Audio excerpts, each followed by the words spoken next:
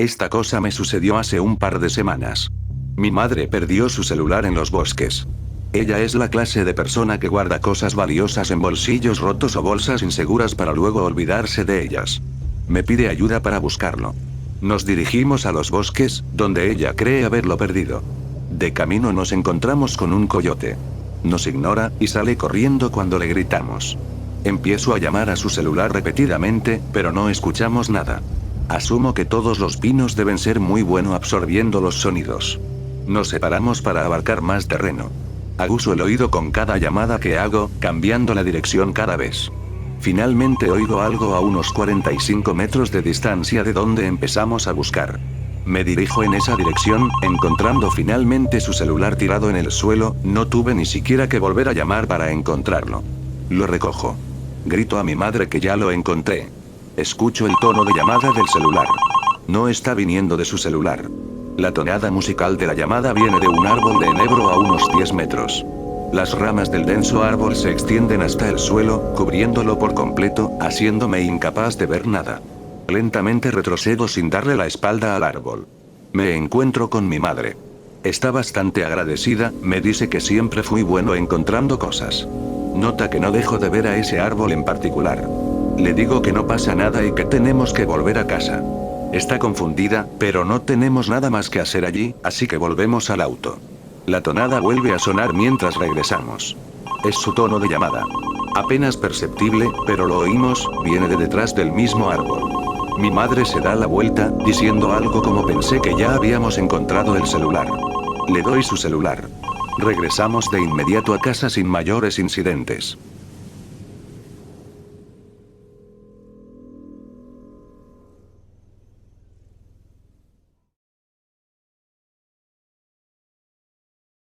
Les voy a contar una historia personal a todos ustedes.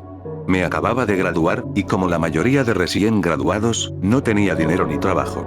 Unos amigos y yo decidimos irnos a vivir a un apartamento bastante mierdero todos juntos para poder pagar la renta hasta que tuviéramos un lugar donde caernos muertos. Encontramos un departamento con 3 cuartos bastante barato, pero el casero era extremadamente sospechoso. No nos hizo firmar ningún contrato, solo nos pedía el dinero todos los meses.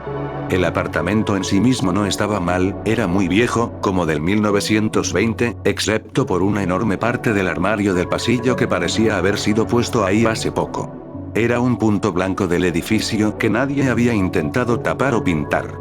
Le preguntamos a nuestro casero al respecto, y solo nos dijo que era por unas renovaciones recientes, aunque no nos creímos esa mierda. Tampoco teníamos muchas opciones, estábamos desesperados y el lugar era barato. Cortemos a un mes más tarde, cuando ya nos habíamos establecido. Una noche, mientras veíamos la televisión, oímos que alguien golpea a la puerta. 2 rusos gigantes están en la entrada. En plan, de 1,80 m para arriba, con músculos de prisión. Uno vestía con un sombrero de marinero y una camiseta sin mangas que se veía extremadamente gay, pero claro, ¿quién se lo iba a decir? Nos preguntaron por unos tipos, diciéndonos que les debían dinero. Les respondemos que estamos viviendo allí desde hace un mes y que no sabemos nada sobre la gente que buscan. Los rusos se ven visiblemente confundidos, pero no insisten mucho más. Ahora, para más contexto, este apartamento estaba en un barrio súper asqueroso y lleno de hijos de puta. Hablamos de casas tapiadas, garitos de drogas, y tiroteos desde coches de vez en cuando, así que nadie le tomó importancia a 2 gigantes sentados en sus coches frente al apartamento todo el día. Eventualmente nos asustaron lo suficiente para hablar con la policía. Estoy interesado, ¿qué tenía el casero de sospechoso? ¿Y cómo supieron que su explicación era una mierda? El casero era sospechoso principalmente porque no nos hizo firmar un contrato de alquiler o nada parecido, solo quería el dinero. Y sobre su explicación, no podía ser cierta porque el resto del apartamento seguía igual que hace 100 años, nada se veía renovado. Naturalmente, cuando un único policía apareció, los rusos huyeron. Le explicamos al policía lo que pasaba, pero nos dijo que no había mucho que él pudiese hacer más que avisarle a los demás oficiales que mantuviesen la atención por si veían un auto similar. Durante todo el tiempo que hablamos con él, el policía no dejaba de mirar al apartamento con inquietud, hasta que nos preguntó, justo antes de irse, si vivíamos allí por decisión propia. La pregunta nos asustó un poco, pero le dijimos que éramos estudiantes recién recibidos buscando un lugar barato. Nos preguntó si conocíamos la historia detrás del sitio, y cuando le respondimos que no, nos contó lo que sabía. Aparentemente una panda de inmigrantes ilegales había estado viviendo allí con anterioridad, pero todos habían sido deportados. De algún modo, se enteraron de que la policía de inmigración iría a buscarlos minutos antes de que aparecieran. Uno de los inmigrantes logró esconderse en el espacio entre las paredes por horas, mientras los policías exploraban el lugar. La policía había hecho el agujero en el closet intentando alcanzarlo, pero el tipo había escapado, y seguía a la fuga. Naturalmente, una vez que el policía se fue, nos quedamos cagados toda la noche pensando que unos rusos vendrían a matarnos por la noche. Un mes más tarde confrontamos a nuestro casero, diciéndole que sabíamos lo de los inmigrantes, y nos rogó que no nos fuéramos. Probablemente éramos los primeros inquilinos en años que habían pagado la renta completa todos los meses. En cualquier caso, ninguno tenía ninguna mejor opción en ese momento, así que estábamos atrapados allí. Después de esto es que las cosas empezaron a irse a la mierda. Pasó otro par de semanas, ninguno había visto a los rusos de nuevo, así que empezábamos a sentirnos más relajados, excepto por la novia de uno de mis compañeros. Ella no vivía allí, pero se había quedado varias veces entre semana. Una mañana nos preguntó si oíamos los ruidos de arrastre y rasguños por las noches. Como todos teníamos sueño profundo, lo descartamos como sonidos raros típicos de los lugares viejos. Fue solo un par de noches después, que me quedé dormido mirando la televisión en el sofá, que escuché los ruidos.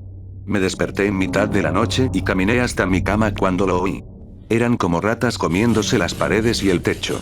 Se oían varios segundos de rasguños furioso, y luego lo que se oía como varias piezas de madera o escombros siendo arrastrados o tirados.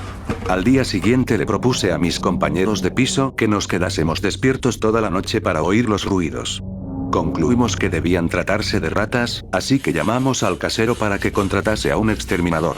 El hijoputa se tardó varias semanas para llamarlo, así que por ese tiempo simplemente ignoramos los ruidos, pues no pasaba nada más por las noches. Otra noche, estábamos durmiendo plácidamente cuando un ruidoso boom nos despertó a todos de pronto. Sonó como si alguien hubiese tirado un puto yunque en el techo, fue así de ruidoso. Buscamos por todo el apartamento, pero no había quebraduras, objetos rotos o ningún signo de daño, así que lo ignoramos y volvimos a dormir. Tras este gran boom pasamos 2 semanas sin nuevos incidentes, de hecho, las rasgaduras se habían dejado de oír, pero el apartamento había comenzado a oler horrible. Al principio creímos que podíamos ser nosotros, o sea, éramos 3 hombres viviendo en un mismo lugar, así que nos pusimos a limpiar en profundidad, pero el olor no hacía más que empeorar. Llegó al punto en que entrar al apartamento era como entrar a un baño público. A esas alturas acosamos al casero con llamadas todo el rato hasta que decidió aparecerse personalmente. Nada más entrar al apartamento, le dieron arcadas. Al día siguiente nos trajo al exterminador. Uno de mis amigos había grabado los sonidos y le enseñó el vídeo al exterminador. Este nos dijo que, en efecto, sonaba como ratas, pero que usualmente no provocaban un hedor tan grande. Nosotros vivíamos en el piso superior del apartamento, y cuando el exterminador nos preguntó si teníamos acceso al ático, le tuvimos que decir que no. De hecho, nunca habíamos siquiera entrado al ático, ya que el único modo de entrar era por una pequeña trampilla cuadrada en el techo del pasillo, la cual siempre había estado bloqueada. El exterminador nos dijo que volvería en unos días con el casero para entrar en un par de días. Al día siguiente, mientras volvía de mi trabajo más temprano de lo normal, me encontré, para mi sorpresa, a los putos rusos en su coche. Estaba empezando a cansarme de todas las mierdas que estaban pasando, así que me acerqué a los rusos y les llamé la atención golpeando a la ventana del auto 2 veces. Bajaron la ventana y les pregunté por qué seguían acosándonos. Me respondieron que sabían que estábamos mintiendo acerca de nuestro amigo. Les grité que no tenía ni puta idea de qué estaban hablando, y que, si seguían apareciendo por allí, llamaría a la policía. En retrospectiva, tuve suerte de que no me dispararan en ese instante o algo así, solo me dieron una mirada gélida, y antes de subir la ventana, solo me dijeron que volverían por su dinero. No hace falta decir que me había acojonado como nunca. Le conté a mis compañeros de piso, y durante las siguientes 48 horas actuamos como idiotas, haciendo guardia por las noches para sentirnos seguros. Hasta que llegó el día en que el exterminador volvió con la llave del ático. Todos estábamos al límite de nuestros nervios. No ayudó para nada que, una vez que el exterminador subió al ático, regresase en menos de 1 minuto, diciéndonos que debíamos salir de inmediato y llamar a la policía. Le hicimos caso, y recién cuando la policía llegó a la escena oímos lo que el exterminador había visto. Si no lo adivinaron para estas alturas, el inmigrante ruso perdido que se había escondido entre las paredes había muerto en nuestro ático, de ahí el olor a muerto que inundaba el apartamento.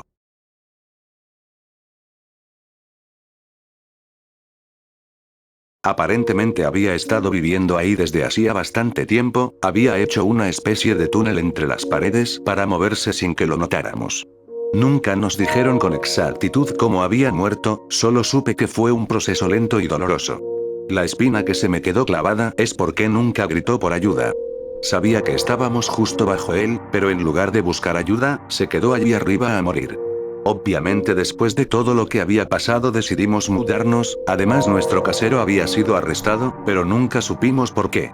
El último día en que estábamos empacando, noté que la policía había dejado el ático abierto, y queriendo ver el lugar por mí mismo, entré. Era horripilante. El espacio era pequeño y estrecho. Apenas había lugar para caminar agachado. El aislamiento se palpaba en las paredes. La cama del ruso no era más que una bolsa para dormir arruinada, y la única fuente de luz allí eran un par de linternas. Había paquetes y latas de comida por todas partes, así como botellas plásticas de bebidas. Una bolsa de basura estaba llena con ropas sucias, parecía que todo lo demás se lo habían llevado los policías. La cosa más jodida eran unos pequeños agujeros escarbados en el suelo. Había 3 esparcidos por todo el suelo. Me acosté para mirar por ellos. Desde ahí podían verse la sala de estar, la cocina, y el baño. No sé si el tipo había hecho los agujeros para estar seguro de que estábamos dormidos o para vigilarnos activamente. Cerca de uno de los hoyos, había una sección del suelo arañada con algo de sangre. Había clavado los dedos allí sin parar. Me sentía aterrador ante la idea de que a lo mejor el tipo no podía hablar por alguna razón, y que esos arrastres y rasguños eran llamadas de auxilio. Nunca lo sabré, pero hasta el día de hoy es algo que me perturba.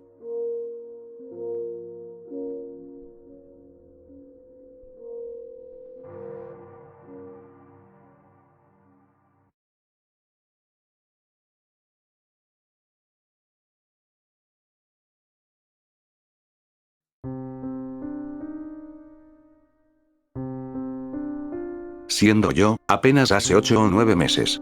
En la depresión más profunda de mi vida. Mi vida consiste en trabajar, llegar a casa, jugar videojuegos y dormir. Sabía de la existencia de los tulpas desde hace años, pero los olvidé. Un día me digo, a la verga, ¿qué podría salir mal? Decido darle a mi tulpa una autonomía total, puede elegir la forma y personalidad de lo que sea que desee. Mi vida ahora consiste en trabajar, llegar a casa, jugar videojuegos, darle fuerza a mi tulpa y dormir. He estado jugando a la saga de Yakuza desde hace unos meses. Comienzo a tener sueños acerca de Goro Majima casi todas las noches. Oh mierda. 3 meses. Mi tulpa es totalmente sintiente. Es Goro Majima.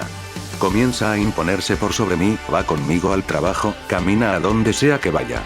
Siempre está haciendo mierdas raras, como trepar cosas o intentar romperlas.